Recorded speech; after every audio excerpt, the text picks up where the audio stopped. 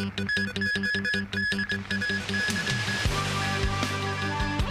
rollout of the seasonal influenza vaccination subsidy scheme. Details of the polling day arrangements for the upcoming district council election. And a U.S. soldier returns to America following his release by North Korea 71 days after his dash across the border at Panmunjom.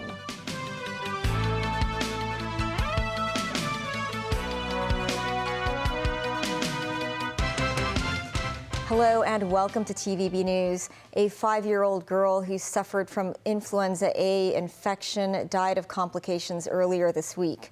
Meanwhile, the seasonal influenza vaccination subsidy scheme 2023-24 came into operation today. Health authorities have urged the public to get vaccinated soon as they expect a surge in the number of flu cases. Sharon Tang has more. Health Secretary Lo Chung-mau today led officials and hospital authority executives to receive their seasonal influenza vaccinations. Speaking to reporters after getting jabbed, Lo said he didn't feel any pain. Latest figures show 13.47% of respiratory specimens tested positive for seasonal influenza viruses. That's a 2 percentage point increase compared with last week, also a record high since the start of the summer peak season in August. Some 150 adults and 11 children became seriously ill after catching flu during the current peak season. Among them, 91 adults and 1 child died. Tony Ko, CEO of the hospital authority, said the number of people seeking emergency help at public hospitals has gone up from the usual 5,000 a day to 6,000 over the past week. On some days, it can be as high as 7,000. The occupancy rates of inpatient beds in medical and pediatric wards are consistently over 100%. Many of the patients have flu or upper respiratory infection symptoms.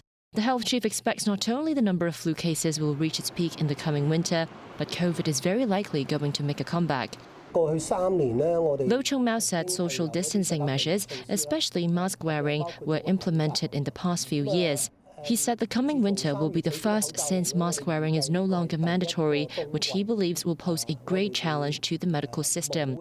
That's why this year the vaccination program is being rolled out earlier than before. Eligible residents aged 50 or above and pregnant women can receive a flu jab in one of the 1,400 private clinics participating in the scheme with a government subsidy of $260 per dose. Meanwhile, outreach vaccination programs at schools and elderly care homes will begin next Thursday. The health secretary also reminded the public that those with COVID or flu symptoms should wear a mask and avoid going to crowded places. Sharon Tang, TVB News. A study conducted by the Hong Kong College of Cardiology found that over 80% of respondents who suffered from cardiovascular diseases believed taking medicine over the long term could harm their liver and kidneys. More than 20% of them either lowered their medicinal intake or stopped taking the drugs completely. The college said such actions could lead to serious health complications. Timothy Lee reports. The death rate related to heart diseases in Hong Kong climbed to a 10-year high last year, with main causes of fatality being high cholesterol and high blood pressure. In the SAR, almost 3 million residents suffer from both conditions. Between mid-July and mid-August, the Hong Kong College of Cardiology surveyed 320 individuals who took cholesterol-lowering and blood pressure drugs, as well as cardiovascular disease patients. The studies found around 11% of people tried to lower their medication intake, while 10% stopped completely. The reason being they believed their cholesterol or blood pressure levels were already satisfactory, or they were concerned about the negative side effects of long-term medication. Another 10% purchased their own medicine instead of attending follow-up consultations. Hong Kong College of Cardiology President Dr. Godwin Leung said patients could suffer from adverse conditions such as strokes if they suddenly stop taking the medicine. He noted those suffering from cardiovascular diseases should have regular medical checkups to regulate their condition. Around 83% of respondents thought continual drug intake will harm their kidneys and livers. Although some doctors said side effects are almost guaranteed, the drugs will not damage organ functions. Cardiovascular health experts stress medicine intake could decrease or even end when patients' health conditions are under control, but urge for a better understanding of medication in the community. Timothy Lee, TVB News. This year's district council election is scheduled for the 10th of December, with voting hours lasting from 8:30 in the morning until 10:30 at night, a total of 14 hours. The length of the polling time was shortened by 1 hour compared with the previous elections. On some political parties' requests to shorten the voting hours, the Electoral Affairs Commission says it is currently not feasible. Timothy Lee again.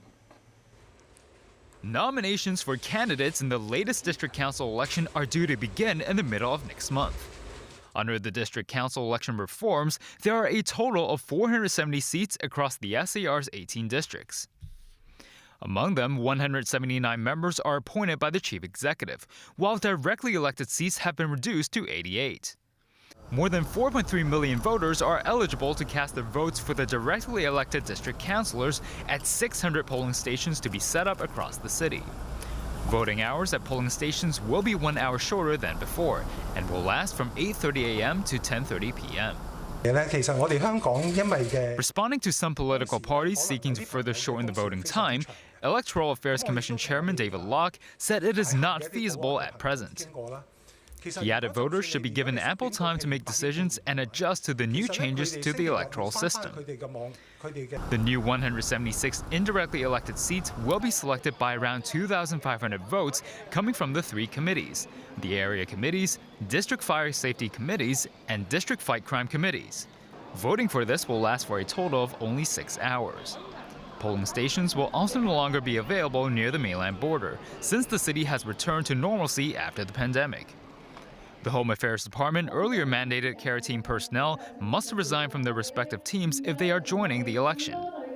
Meanwhile, the Electoral Affairs body announced election expense limits have been adjusted for the elections. Previously, Hong Kong's 18 districts all shared a universal election expense limit. This, as lawmaker and Third Side Chairman Teck Chi-Yuen said each district should have an expense limit of at least $300,000.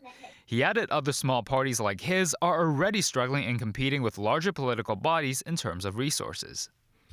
In the past, candidates must provide the Electoral Affairs body with relevant documents within 1 working day of them starting campaign advertisements. The Electoral Affairs Commission and participating parties reached an agreement this year extending the time to 3 working days. Timothy Lee, TVB News. U.S. Army Private Travis King landed at a U.S. military base in Texas today after being expelled from North Korea. The soldier made a surprise dash across the heavy militarized border between North and South Korea during a tour of the truce village of Panmunjom 2 months ago. King was handed over to U.S. custody on Wednesday after his expulsion from North Korea into China. Nasvi Karim has more.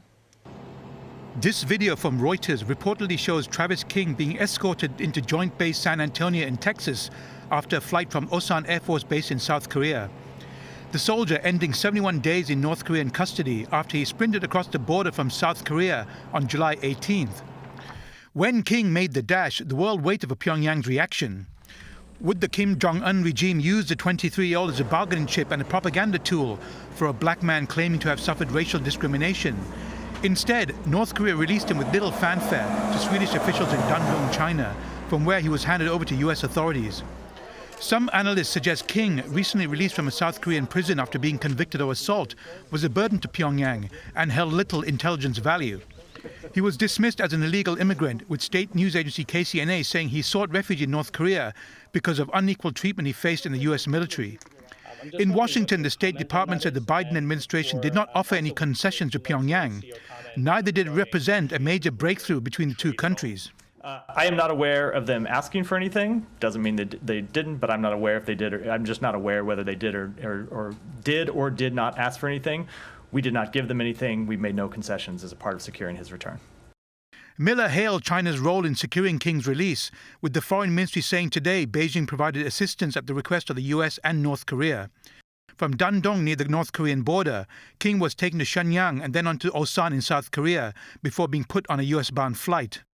They did not play a role as a mediator, but their role in providing transit or in facilitating transit is one we very much appreciate. We have always thought that China could play a useful role in any number of issues as it relates to North Korea. King made the dash to North Korea after joining a civilian bus taking visitors on a tour of the border village of Panmunjom. His next destination is here, the Brooke Army Medical Center in Texas, then a period of reintegration with his family before possible criminal charges. Nazvi Karim, TVB News. Nagorno-Karabakh will cease to exist as a separate entity on January 1st, 2024. Instead, it will be reintegrated with Azerbaijan, which this week conducted a lightning offensive to regain full control over its breakaway region. A separatist government has been running the region for the past 30 years. But the president of the unrecognized republic has now signed a decree to dissolve all state institutions. Meanwhile, thousands of ethnic Armenians are still fleeing Nagorno-Karabakh despite Azerbaijan's promises to respect the rights of residents in the area. More than 47,000 people, or almost 40% of the population, have left for Armenia, according to the Armenian authorities. Azerbaijan authorities say they have arrested Ruben Vardanyan, head of the separatist government, as he tried to flee along with other refugees.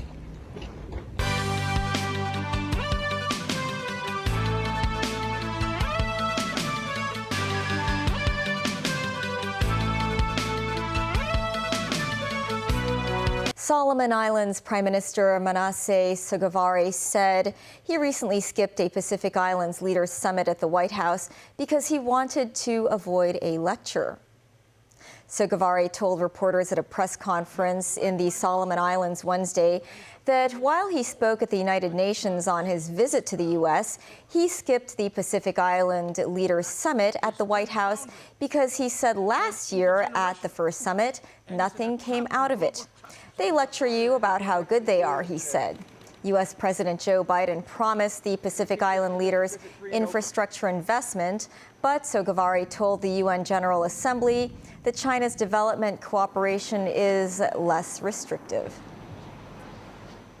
A French engineer has been charged with manslaughter. That's after 2 workers died in an accident during the construction of the Hong Kong-Zhuhai-Macau Bridge. On March 2017, a temporary work platform beneath the bridge under construction collapsed. 3 workers fell into the sea. The canvas on the platform broke and struck 2 workers on the bridge. The incident resulted in 2 deaths, while 3 workers were injured. The engineer, in connection with the case, then left Hong Kong.